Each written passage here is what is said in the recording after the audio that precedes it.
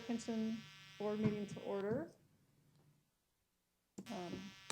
First item on our agenda is Citizens Open Forum.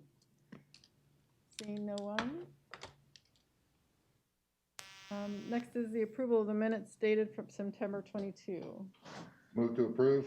Second. Any discussion? All in favor? Aye. Aye. Opposed? Next is the quarterly investment report.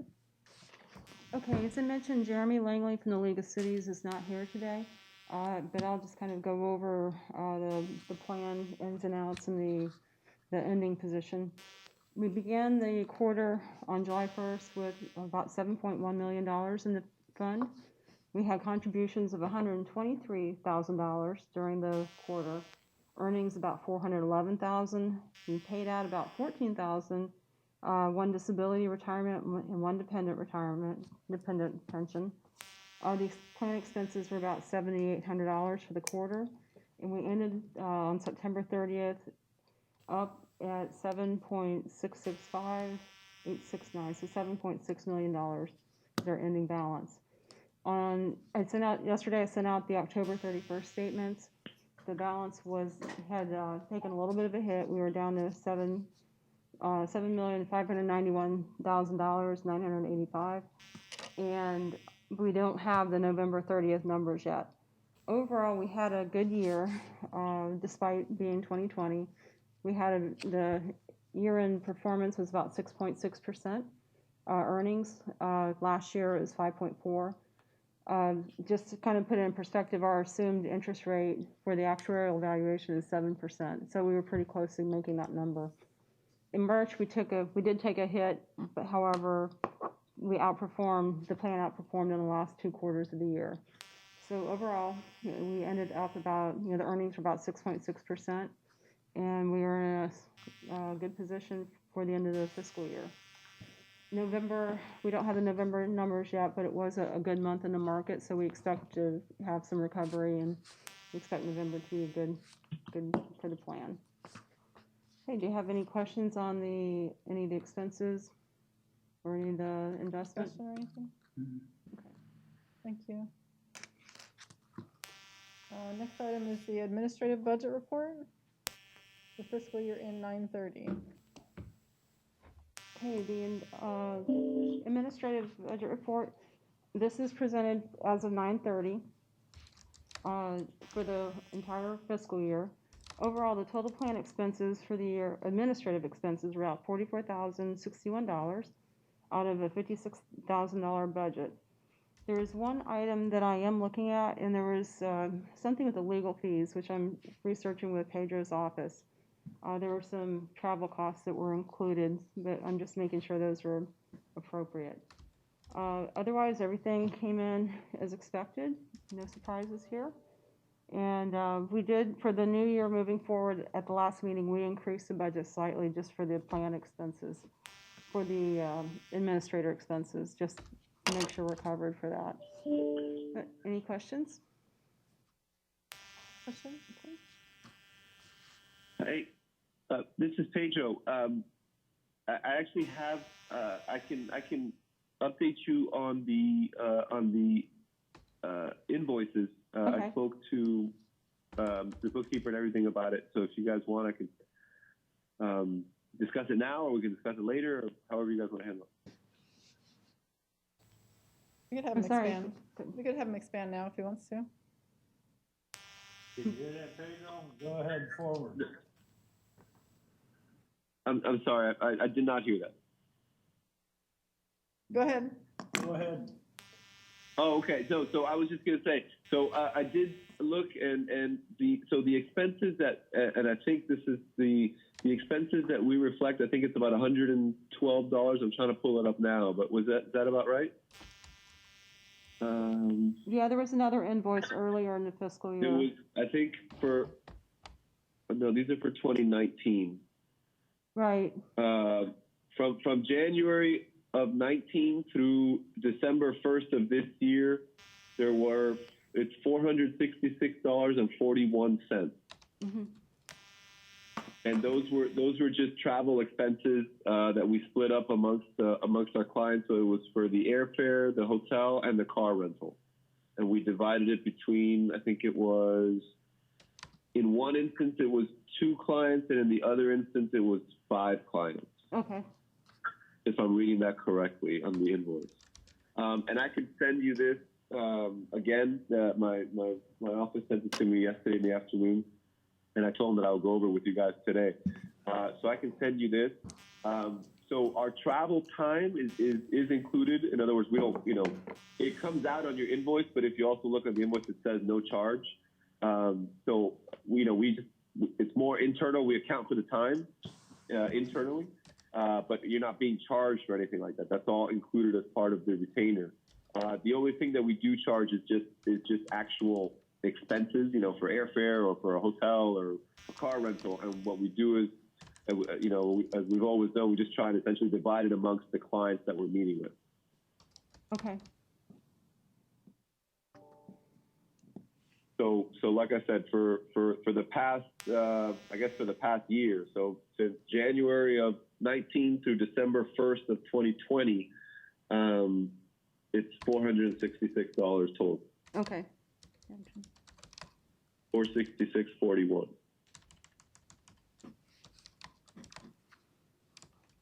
Okay, thank you, Pedro. And we can talk more about it. I mean, I know maybe I cut you off guard. I apologize. We can talk more about it. I'm happy to talk about it afterwards, or whatever you want. Just to go over everything is fine, also. Okay, thank you, Pedro. Yeah, no problem at all.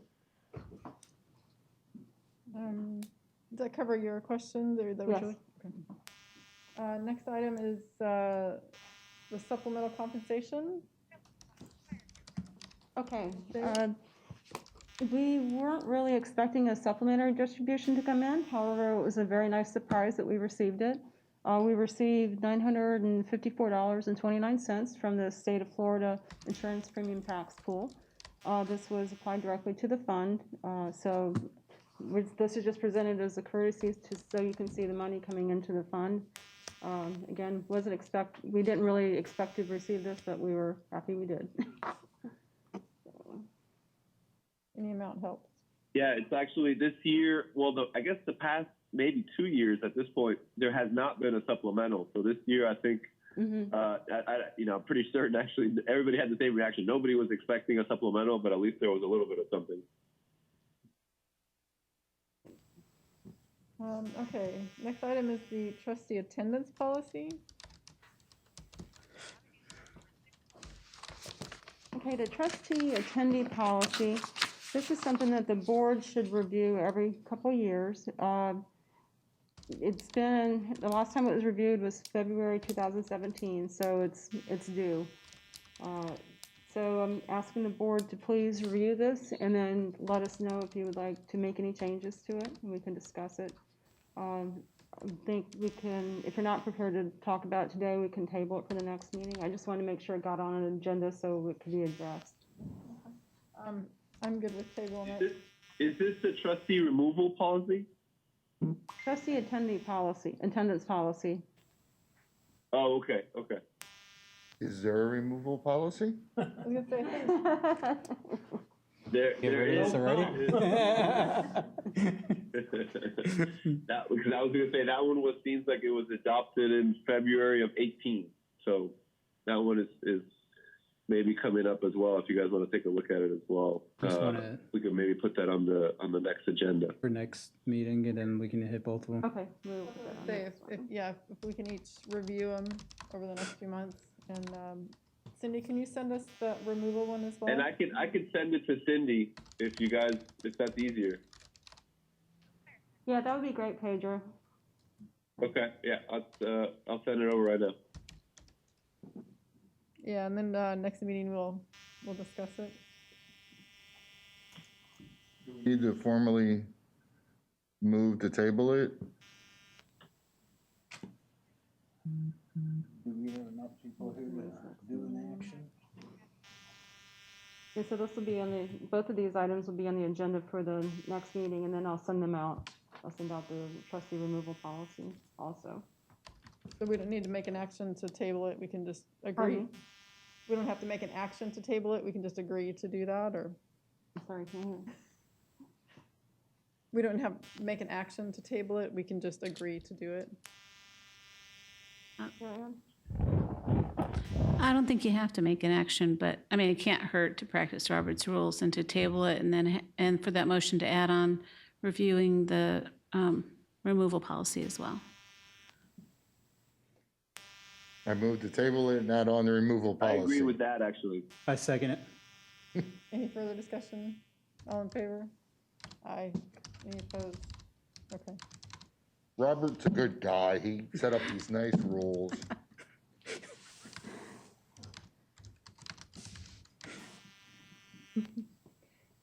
So then the next item is the meeting schedule for next year.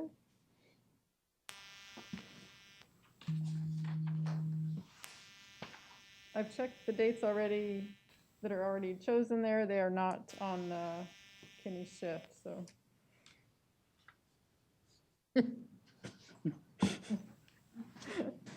I'm not sure what happened today. I know that September is to be announced. That was a hard date to come up with, but if you're fine for the board attorney to appear by phone, then we can confirm that, a date in September later. Any thoughts? I'm okay with that, yeah. We'll save $424 in travel. We are working on an AV system upgrade, so we hope soon we'll be able to do Zoom integration. So once we get that upgraded, we're working on it right now. It'll work a lot better. Nice. Please don't move it to October. Okay. Next item is Carmens Absence, but I don't know that we need to do that since he's resigned. He resigned? He resigned? Yeah. I knew that. It would still be nice just to excuse it to have a clear record. Okay. I move to excuse Carmine's I absence. second it. Any discussion? All in favor? Aye. Any opposed? Yeah, there were some emails floating around. He put his resignation in yesterday. He served on the board for quite a long time, and that's appreciated. So now I guess we'll have to move forward with, because he was the board appointed member. City appoints 2, firefighters appoint 2, and he was the board member. And I think that was a new item, Anne, on the agenda. Yes, we can discuss it now. Okay. I mean, because the thing is, how do we go about replacing them? So in the past, we had always kind of just received a recommendation from the city, and then the board discussed it and voted on it. But I don't know if there's any other procedures. Pedro might be able to weigh in on that. I'm happy to. I was having a little bit of a difficulty hearing the first part about for me to weigh in on. So Carmine was our board appointed member, and he's resigned after many years of service. So we need to go about finding a new member. I got you. And Carmine, well, first of all, is Carmine there? No. Oh, okay. Well, I hate to see him go. He was great. He was the 5th seat. Yes. Okay. So the 5th seat, just by statute, and obviously, you know, your local ordinance mirrors that. It's really anybody willing and able. There is no residency requirement. There's no requirement that you know he or she be a member of the plan. It's really excuse me, anybody who's willing and able to serve. Generally speaking, the way it's handled, and I don't recall how this happened first, you know, to get Carmine, but, you know, if anybody has any, usually the way it'll work is kind of word of mouth. Somebody will mention it, you know, a trustee or somebody at the city will mention it to somebody else who they think might work well. And then that person would essentially just write to the board or, just advising that they'd be interested, and we'd ask them to submit a resume or a cover letter or something like that. Otherwise, obviously, I don't know if the city has anywhere where it posts or advertises for these kinds of positions on on committee boards. That's a possibility as well. Certainly to open up the candidacy to potential suitors. But essentially, I think that would be the process. We'd maybe advertise it, speak to a couple of folks who might be interested, have them submit, just a short email, a cover letter with a resume maybe, or a brief bio, just kind of a little bit about themselves and why why they want to serve on the board, and then invite them to attend the next meeting where the board could, if we have multiple people, it's basically kind of an interview process. Each person would present themselves to the board and answer any questions that the board might have, and then the board would take formal action, right? So they would have a motion to appoint so and so as the fifth trustee, and then they would have a vote, and that would be it. Right, so our office, city clerk's office, can take care of the advertising, getting applications, and then present some applicants for to interview, if you'd like, at the next agenda, in the March meeting. That'd be good, thank you. Does this appointment need to go from us to city council to approve, or it's just us? No, it's just you. It's completely board appointed. I feel power. Don't get hungry.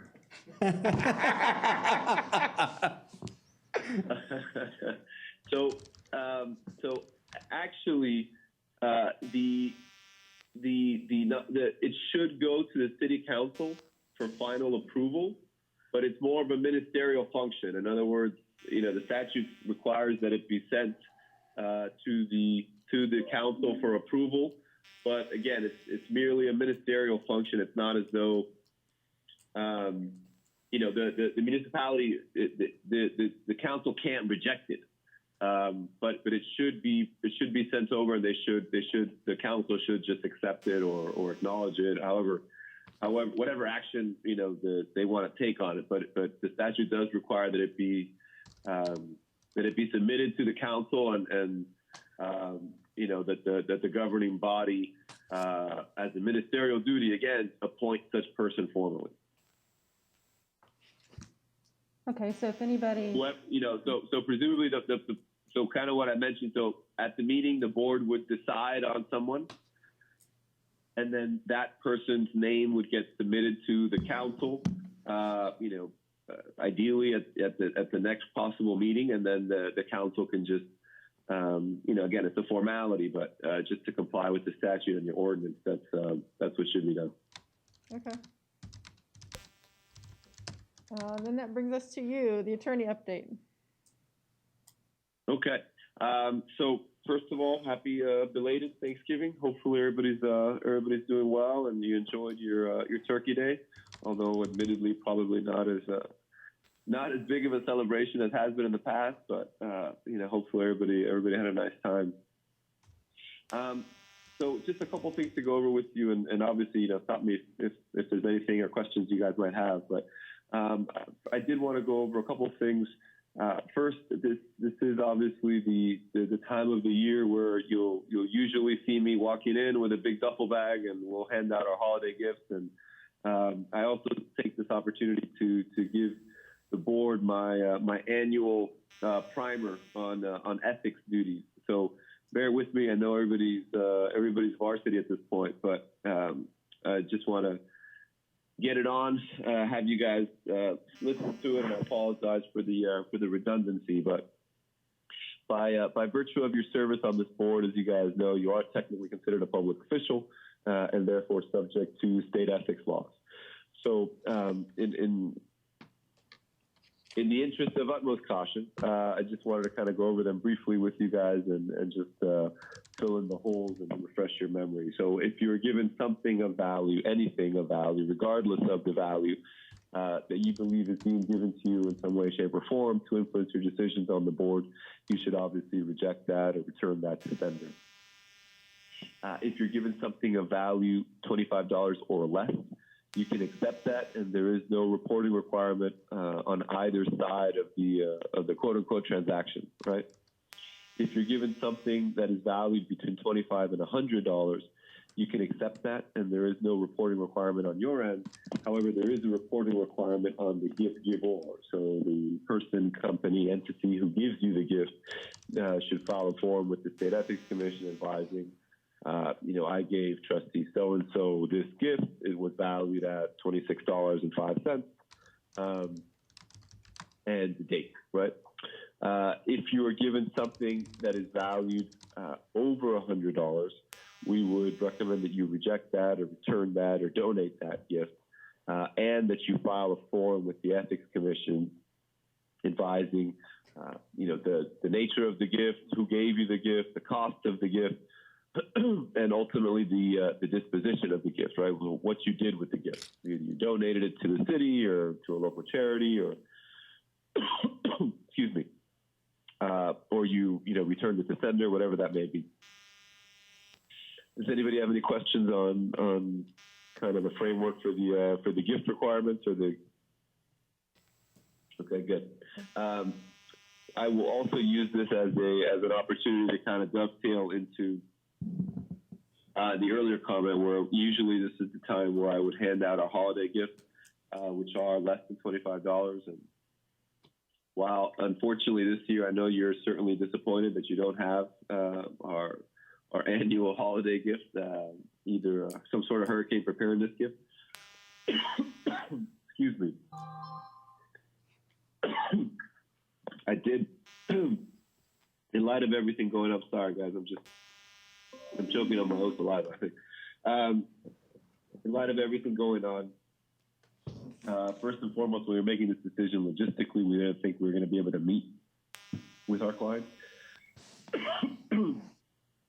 But, and even more so, we weren't sure how receptive clients would be to actually receiving things from, quote unquote strangers, to borrow my kids' terminology.